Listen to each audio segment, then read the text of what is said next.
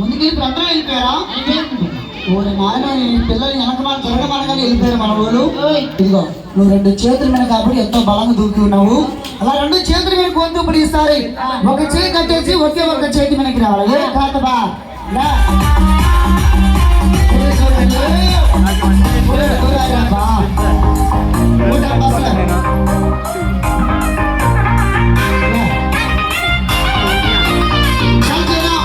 ఇది అమ్మాయి గారికి మరి బ్యాలెన్స్ గా ఒకరికి చెప్పి కింద కొట్టేస్తున్నారు.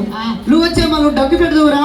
ఇదిగో మనం కురవడు ఉన్నాడు. ఇందాకేమో సింగిల్ గా ఒక్క పల్లి కొట్టిన సార్, ఒక్క పల్లి కొట్టకుండా ఇప్పుడు సీఐ మాత్రంగా వెనక మనం చెప్పి కూడా చెప్పాను. అక్కడి నుంచి రా తమ్ముడు, అక్కడి నుంచి కొంచెం పిల్లల్ని చూసుకోమా.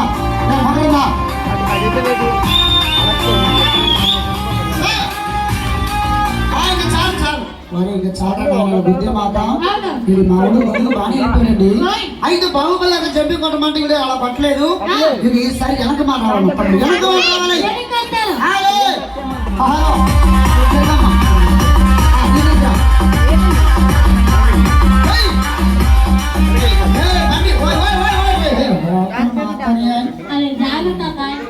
కనబట్లేదు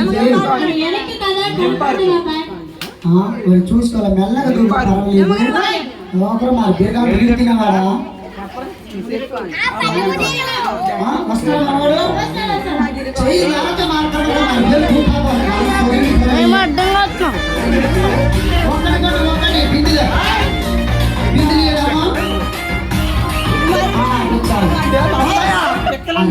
బాహుబలి చెప్పి కొట్టమంటే మొత్తం రాసి చేసి అలా 2 రోజులు తిరిగేసి వస్తున్నాం మనవాడు.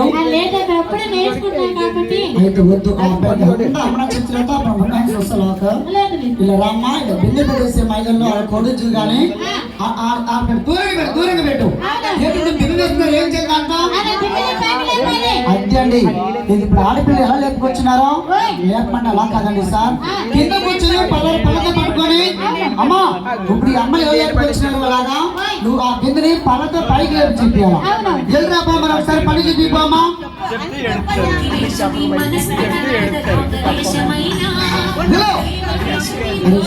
మరి జాగ్రత్త పని చేస్తాడు. కిందకైతే పడకుండా ఆ బిందె కానీ కిందకి పడేయకుండా అది ఒక బిందె జాగ్రత్తగా పళ్ళతో లేపి చూపించు. మన అమ్మగారు చూస్తున్నారు, చూస్తున్నారు. మరి వాళ్ళ తోసిన గారికి మన దయపత్తో సార్ సార్ వెళ్ళిపోవద్దు మన గ్రామం వారు.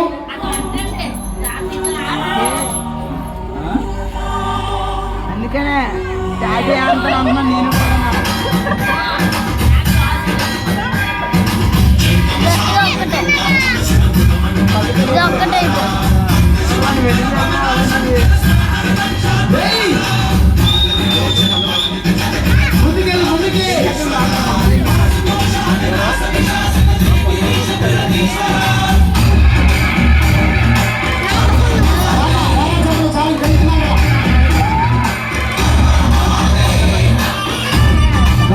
నేను ఉన్నకాడికి జాగ్రత్తగానే అదే ఒక బిందెని కిందకు వచ్చిన పవత పైకి లేపేస్తే వద్దురా తమ్ముడు.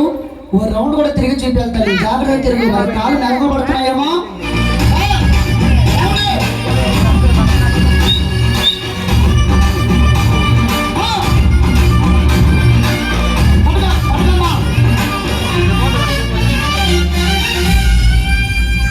మరి బిందె ఒకవైపు బరువు ఎత్తింది కదండి సార్. మరి ఒకవైపు బరువైన కాడికి మనం బ్యాలెన్స్ చేసుకోగానే కింద పడిపోగలము. అయితే కింద పడకుండా ఎంతో జాగ్రత్తగా బిందె లేపేస్తున్నారు. మరి ఏంటమ్మా మళ్ళీ చెప్పిన మైదానంలో